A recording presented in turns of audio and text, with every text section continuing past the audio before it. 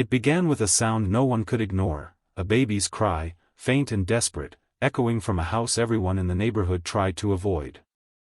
The Wilson residence sat at the end of Cedar Lane, a crumbling eyesore surrounded by overgrown weeds and piles of rusted junk.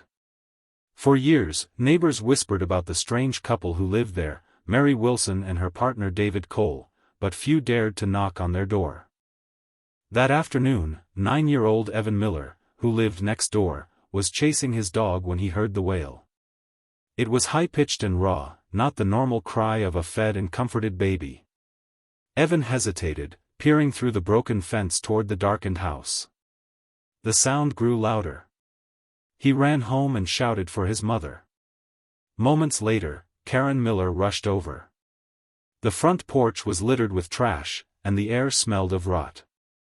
When she knocked, no one answered, only the baby's muffled cries continued from somewhere inside. Karen's instincts told her something was terribly wrong. She pushed the door open. The smell hit her first, sour, heavy, and almost unbearable. The living room was chaos, piles of clothes, food containers, and animal waste covered the floor. Flies buzzed in clouds near the ceiling. Her heart pounded as she stepped further in, following the sound. In a corner of the filthy couch sat a baby wrapped in a stained towel, face red from crying. The infant's skin was pale and clammy, the tiny hands trembling from cold and hunger. Karen gasped and scooped the child up. That's when she saw movement, 2 small faces peering from behind a heap of blankets in the next room. 2 girls, maybe 4 and 6 years old, stared at her with wide, frightened eyes. Their hair was matted, their clothes filthy, their limbs unnaturally thin. The smell of neglect hung thick around them. "Sweetheart," Karen whispered, her voice trembling, "where's your mommy?" The older girl just pointed toward the hallway, where the air seemed even darker. Karen didn't dare go farther. She carried the baby outside and dialed 911, her hands shaking so hard she almost dropped the phone.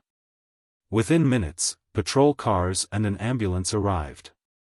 Paramedics entered the house, their boots crunching over broken glass and debris. As they carried the children out, neighbors gathered, horrified. No one had realized the extent of what was happening inside that house. Later that evening, child welfare workers arrived, followed by police investigators.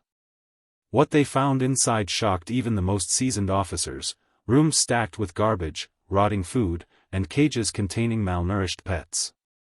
Every surface was coated in grime. 4 children were eventually removed from the home. Each was underweight, their skin covered in rashes and insect bites. Hospital examinations revealed severe malnutrition, untreated infections, and signs of long-term neglect. But as the night wore on and officers documented the scene, one unsettling question began to surface among the investigators: if there were 4 children alive, why were there signs suggesting more? Dirty baby clothes in closets. Tiny shoes with no owners. Old cribs pushed against the wall. No one said it aloud, but everyone felt it: there was something else inside that house. And soon, the truth would surface, one that would haunt the small community of Cedar Lane forever. By morning, the Wilson home had become a crime scene. Yellow tape surrounded the property, and police officers moved in and out with masks and gloves, their faces grim. The children had been rushed to St. Mary's Hospital overnight, where doctors confirmed what everyone feared: years of neglect had left them frail, malnourished, and emotionally withdrawn. Detective Laura Jensen, a veteran investigator known for her calm precision, was assigned to lead the case. When she first stepped into the house, the stench nearly overwhelmed her. The floor was sticky, the walls smeared with grime. In the kitchen, mold-covered dishes were stacked to the ceiling. The refrigerator was empty except for a half-empty bottle of spoiled milk and a carton of eggs long past expiration. She turned to one of the officers. "How long have they been living like this?" "Neighbors say they barely ever saw the kids," he replied. "Sometimes they'd hear them crying at night. But the adults kept to themselves. Windows covered, doors locked. Detective Jensen nodded, though her jaw tightened. She had seen neglect before, but something about this house felt worse, not just dirty, but secretive. There was an energy of concealment in every corner. Upstairs, she entered a small bedroom. The air was cooler here, the smell slightly different, not as fresh as decay, not as old as dust, but something in between. A pile of blankets sat on the floor, and under it, she noticed a collapsed cardboard box. Inside were baby bottles, pacifiers, and small clothing items folded neatly, almost lovingly. The contrast unsettled her. She opened the closet door. The smell hit instantly, sharp, sour, and unmistakable. Her flashlight beam swept across the dark interior until it caught something pale among the shadows. She froze. "Call the coroner," she said quietly. Now.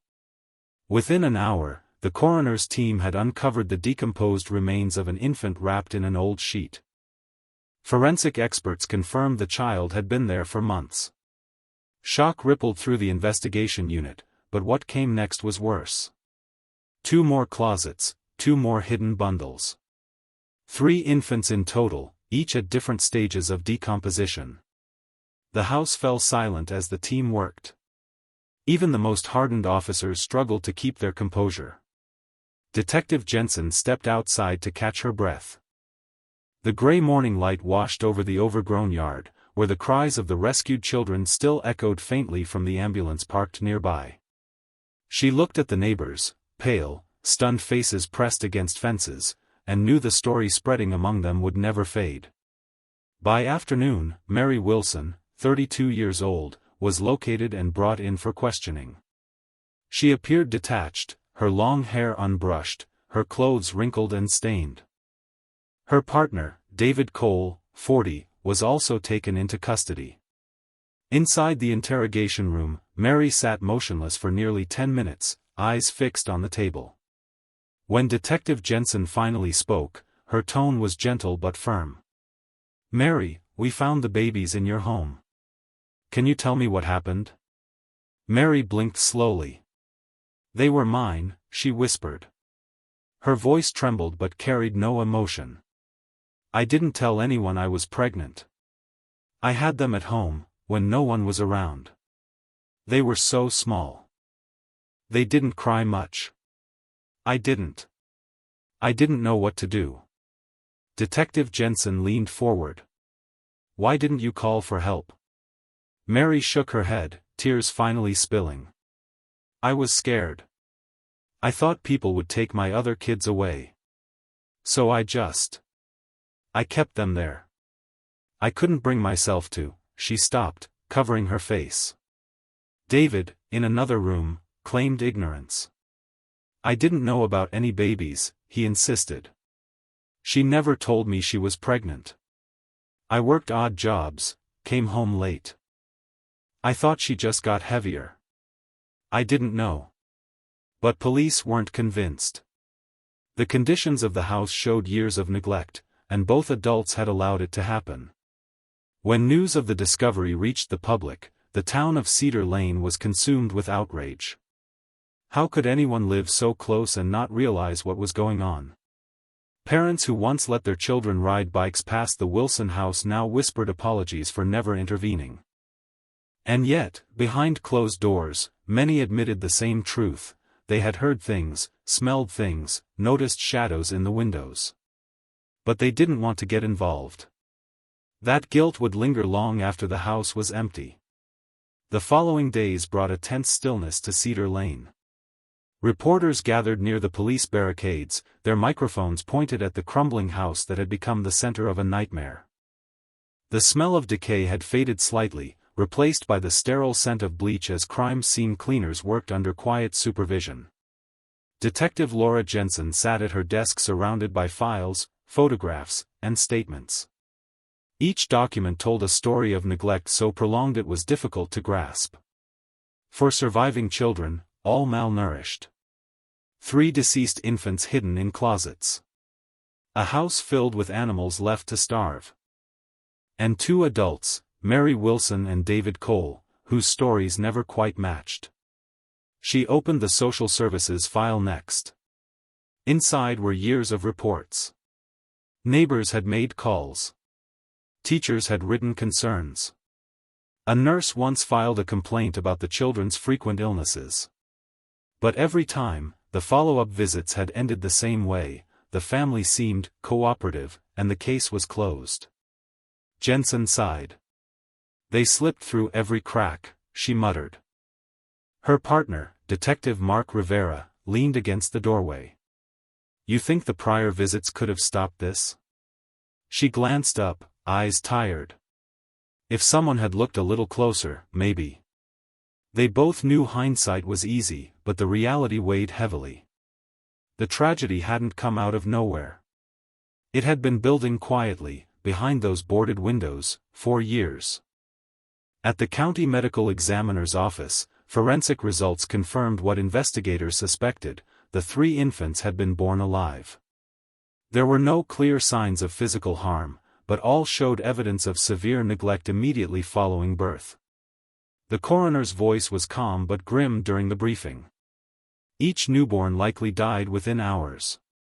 Hypothermia, dehydration, lack of medical care, we can't pinpoint an exact cause, but these were preventable deaths. Detective Jensen closed her eyes. Preventable. The word echoed like a verdict of its own. Meanwhile, interviews with neighbors painted a picture of fear and avoidance. Some described Mary as strange or quiet, rarely seen outside. Others recalled the children scavenging through trash bins for food. I once tried to give them sandwiches, one woman said through tears. But the little girl just ran away. Like she thought she'd get in trouble. The more Jensen learned, the harder it became to separate pity from anger. Mary's confession had been vague, but the reality was clear: she had hidden pregnancies, concealed births, and let her children waste away. David's defense of ignorance felt hollow, yet investigators had no evidence placing him at the scene during any of the births. Still, his role couldn't be ignored. He lived there. He saw the filth, the starvation, the suffering, and did nothing. That, Jensen thought, was its own kind of violence. 2 days later, the district attorney's office called a meeting. Prosecutor Ellen Watts, a sharp woman with years of experience in child endangerment cases, stood at the head of the table. We don't have enough for homicide, she began. The medical evidence can't prove intent or direct action in the infants' deaths. But what we do have is overwhelming neglect. And assault charges for the living children, given their medical state. And David Cole? Jensen asked. Accessory to neglect. Child endangerment. And animal cruelty, the conditions in that house qualify. The words felt inadequate compared to the horrors they'd seen, but the team agreed. It was the best they could pursue under the law. That night, Jensen returned to the hospital to check on the surviving children. Through the glass window of the pediatric ward, she saw them: the baby who had been found crying now sleeping peacefully, the 2 older girls sitting quietly with crayons, their thin arms wrapped in soft hospital sleeves. A nurse approached quietly. They're improving, she whispered. The oldest asked today if she could have a clean blanket. She said she's never had one before. Jensen felt a lump in her throat.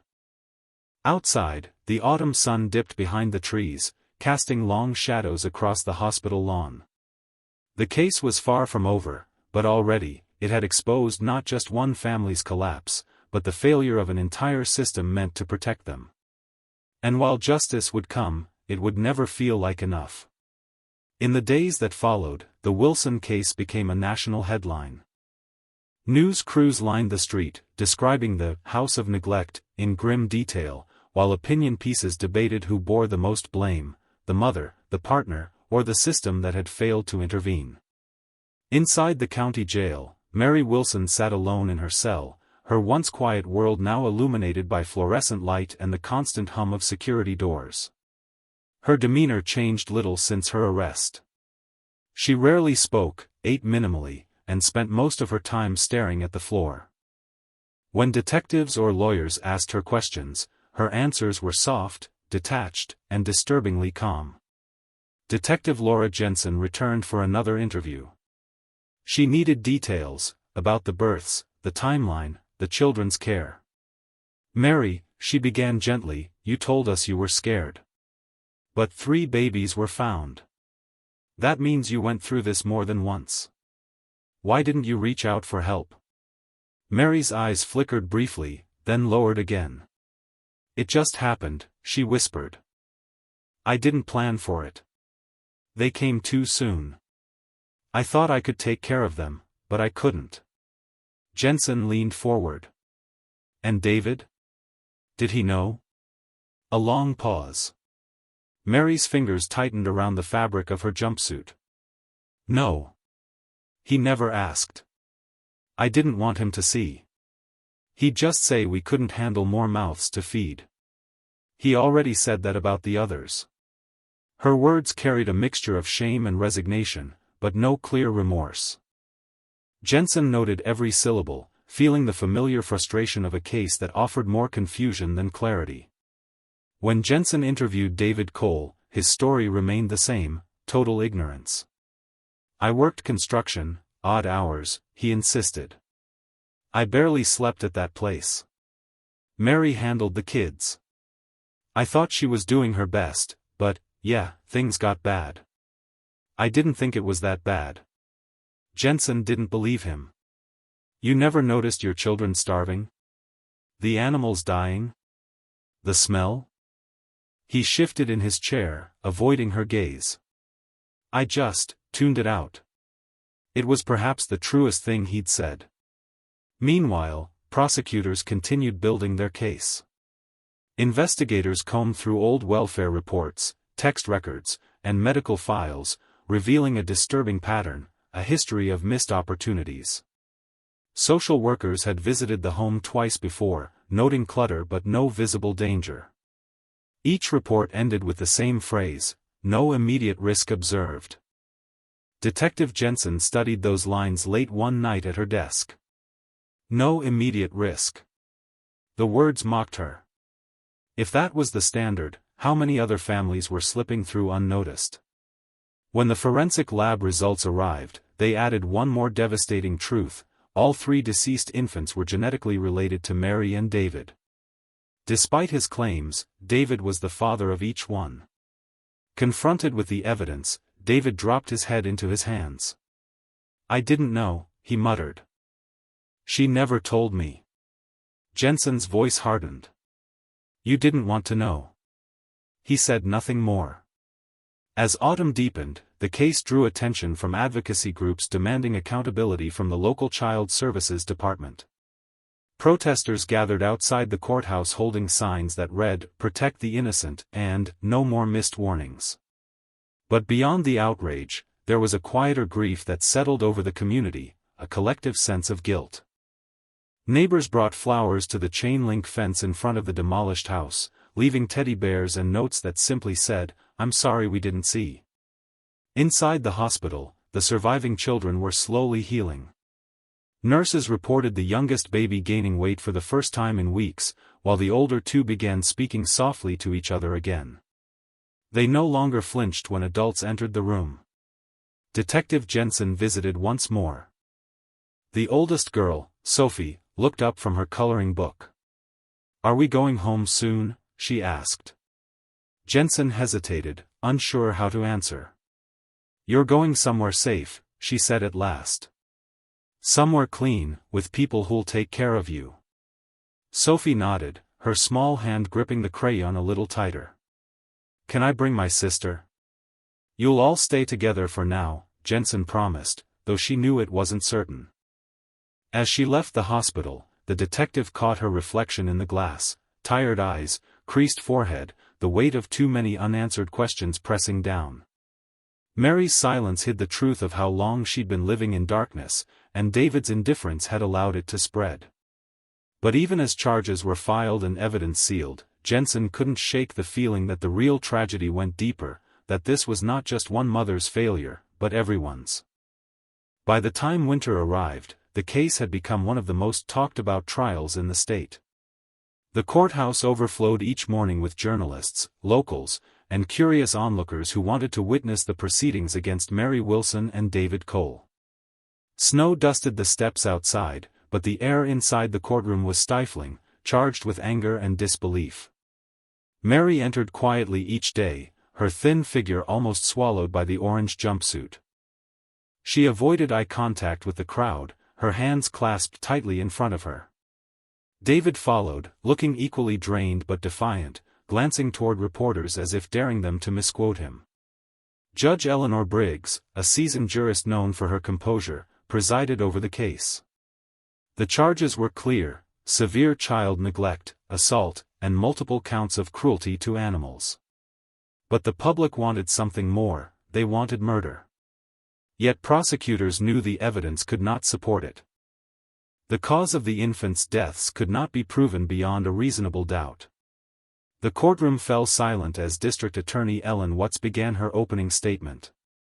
Her voice was steady, cutting through the tension like glass. "Ladies and gentlemen of the jury," she said, "this is not a case about monsters hiding in the dark. It is about what happens when indifference replaces care, when neglect becomes routine. 4 living children survived, barely, in a home unfit for life. 3 others did not. The evidence will show that Mary Wilson concealed pregnancies, gave birth alone, and allowed her newborns to die without seeking help. And while her partner, David Cole, claims ignorance, his silence made him complicit." The jurors listened, some shifting uneasily. A few glanced at Mary, who stared blankly ahead. When it was the defense's turn, Attorney Paul Kendrick stood. He spoke softly, almost pleadingly. "What you will see here is not evil. You will see a woman crushed by poverty, isolation, and untreated illness. Mary Wilson loved her children, she simply failed under the weight of hopelessness. This is not malice, it is tragedy." He gestured toward David. "And this man, flawed, yes, was not a killer, nor a participant. He lived in denial, not conspiracy." Over the following weeks, the courtroom became a stage for heartbreak. Doctors testified about the surviving children's condition: body weights half of what they should have been, lice infestations, infections untreated for months. One pediatrician paused midway through her testimony, her voice breaking as she described how the children had cried from hunger even while being fed, their bodies unsure what to do with real nourishment. A social worker read aloud from her own past reports, tears glistening in her eyes.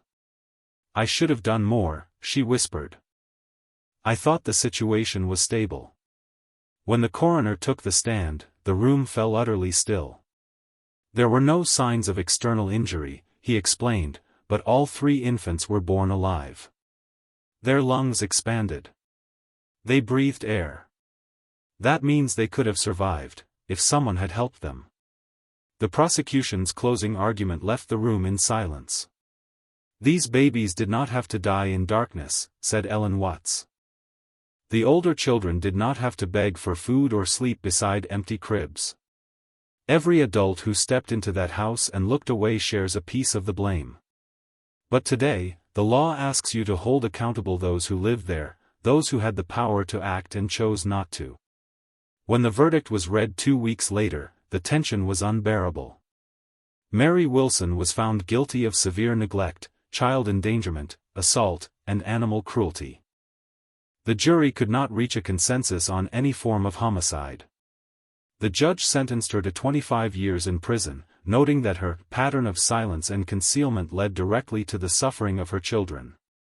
David Cole was convicted of child endangerment and obstruction. In a plea deal, he received 10 years in state prison. Mary showed no visible reaction when the sentence was read. She simply bowed her head, tears streaking her face for the first time in weeks. As guards led her away, she turned briefly toward the courtroom gallery. In the front row sat Detective Laura Jensen, who met her gaze, not with hatred, but with something closer to sorrow. Outside, reporters swarmed the courthouse steps, cameras flashing. The public had their justice, though many still whispered that it felt incomplete. But for the children, the ones who had survived that house, the trial marked the beginning of something new. They would never return to Cedar Lane, never see the crumbling walls that once imprisoned them. Instead, they were finally moving toward a life that, for the first time, might actually be safe. When the verdict was announced, Cedar Lane seemed to exhale all at once. For months, the neighborhood had been defined by flashing police lights, camera crews, and whispered blame.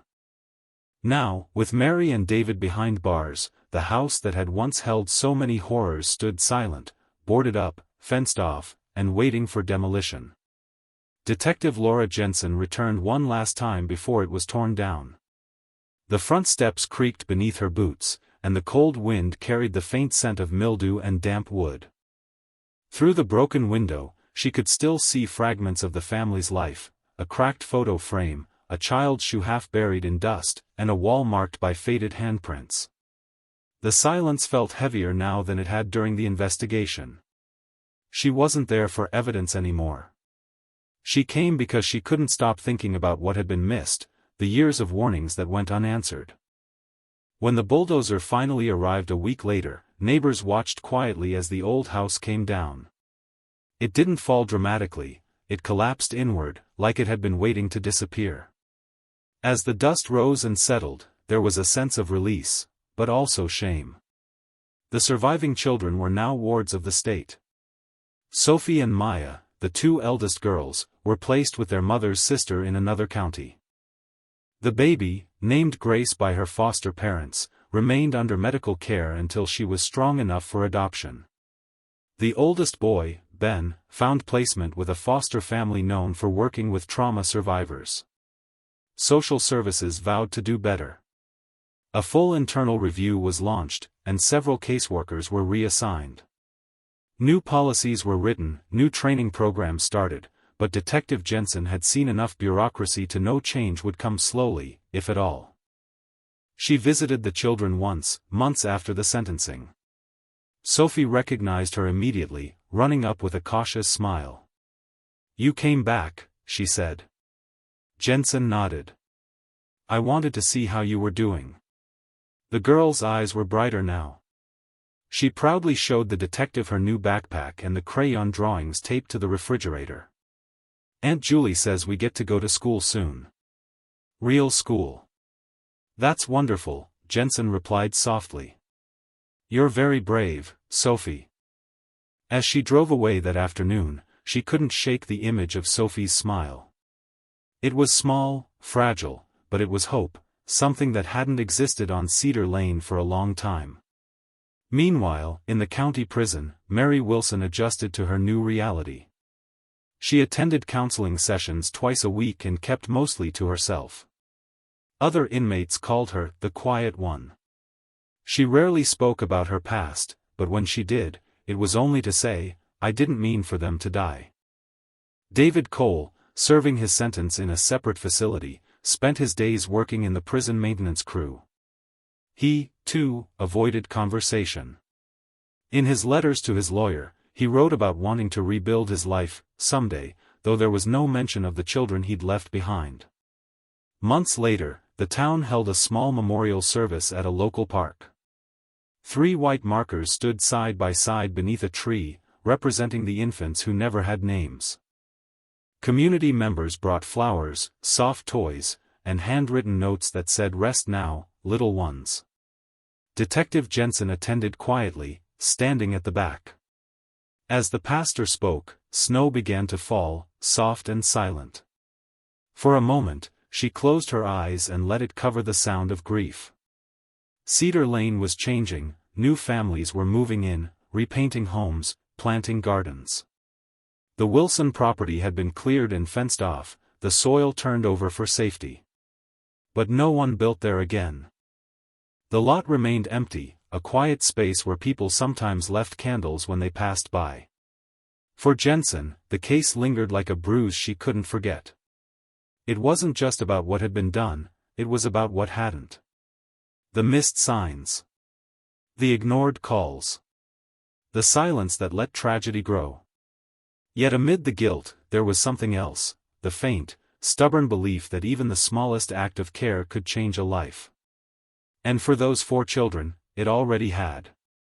Spring came quietly to Cedar Lane. The trees bloomed again, birds returned to the empty lot where the Wilson house had once stood, and for the first time in years, laughter could be heard echoing down the street.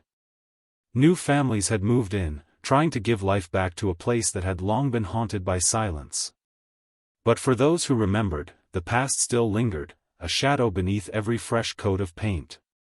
Detective Laura Jensen had since transferred to the county's Family Crimes Division. It wasn't just another assignment, it was a promise she made to herself after the Wilson case. She wanted to be where she could make a difference before tragedies happened, not after. Still, some nights she found herself thinking about that house, that smell, those terrified children. She often visited Sophie and Maya, who were thriving under their aunt's care.